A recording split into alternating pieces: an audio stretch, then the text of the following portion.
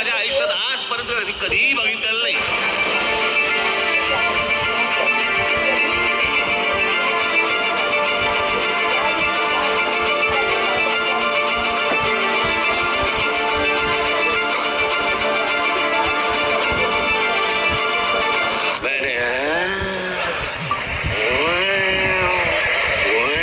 कुठून त्या गाड्या जातात का आजूबाजूने? असं बोलतं का कोण?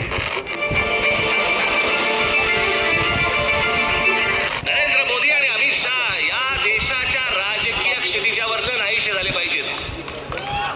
या दोघांना तर नाहीच नाही, परंतु या दोघांना मदत होईल अशाही कोणाला मतदान करायचं नाही. त्याच पंतप्रधानांनी सांगितलं होतं की मी या देशातल्या परदेशामधनं मी पैसे आणीन.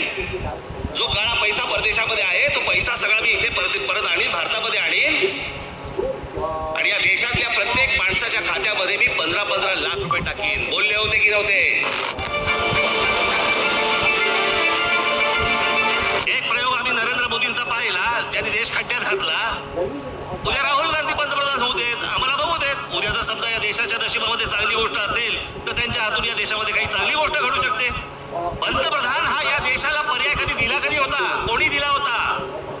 कोणीच दिला नव्हता. तुम्हाला माहिती पण नव्हतं की या देशाचा पंतप्रधान कोण होणार आहेत म्हणून. पण ही जोडगोळी ही या देशाला घातक आहे. होऊ देत, आम्हाला बघू देत. उद्या जर समजा या देशाच्या नशिबामध्ये चांगली गोष्ट असेल तर त्यांच्या हातून या देशामध्ये काही चांगली गोष्ट घडू शकते. पंतप्रधान हा या देशाला पर्याय कधी होता? कोणी दिला होता?